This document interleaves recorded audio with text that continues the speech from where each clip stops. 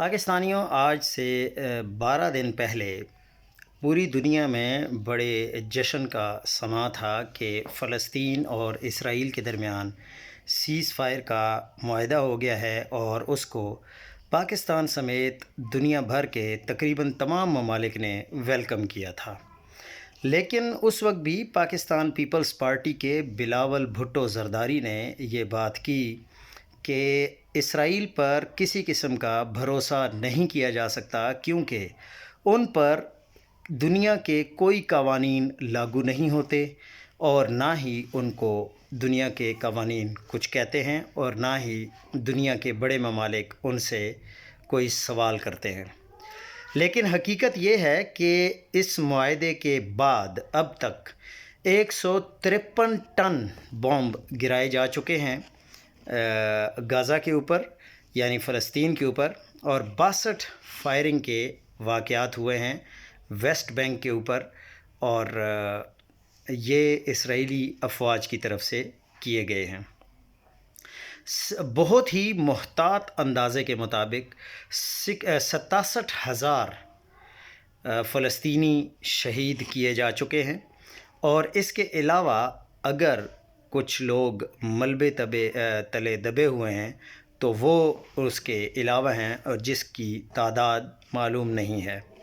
اس کے علاوہ 1,69,000 زخمی ہیں، 4,000 بچے ایسے ہیں جن کے اعضاء ضائع کیے جا چکے ہیں، جس میں ان کے ہاتھ، پاؤں، لمز، یعنی کوئی بھی عضو ان کا ضائع ہو چکا ہے۔ 154 ایسے بچے ہیں جو بھوک کی وجہ سے وفات پا چکے ہیں۔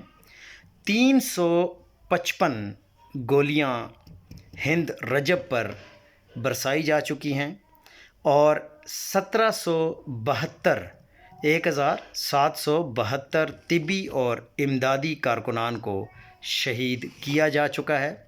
34 ہسپتالوں پر اٹیکس کیے جا چکے ہیں۔ 300 صحافی اور میڈیا ورکرز کو شہید کیا جا چکا ہے۔ بین الاقوامی فوجداری عدالت کے وارنٹ گرفتاری کی تعداد 2 ہے، جو اسرائیلی حکومت کے ارکان کے لیے جاری کیے گئے ہیں۔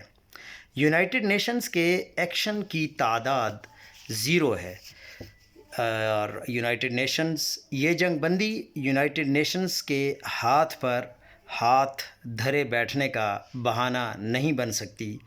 یونائٹڈ نیشنز اگر اپنی ساکھ بحال کرنا چاہتی ہے تو اس نسل کشی میں اپنی شمولیت ختم کرے، اور جو فلسطین ہے اس کو آزاد کروائے۔ فلسطین بھی ایک ملک ہے، اور فلسطین کی عوام کو بھی زندگی گزارنے کا اتنا ہی حق ہے جتنا کسی اور ملک کے باشندے کو ہے۔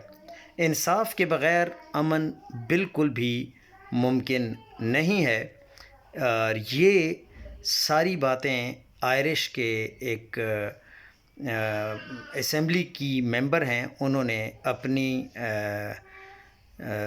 جو ان کی اسمبلی ہوتی ہے اس میں کھڑے ہو کر کی ہیں، اور یہ حقائق بالکل یہی ہیں جو انہوں نے بیان کیے ہیں۔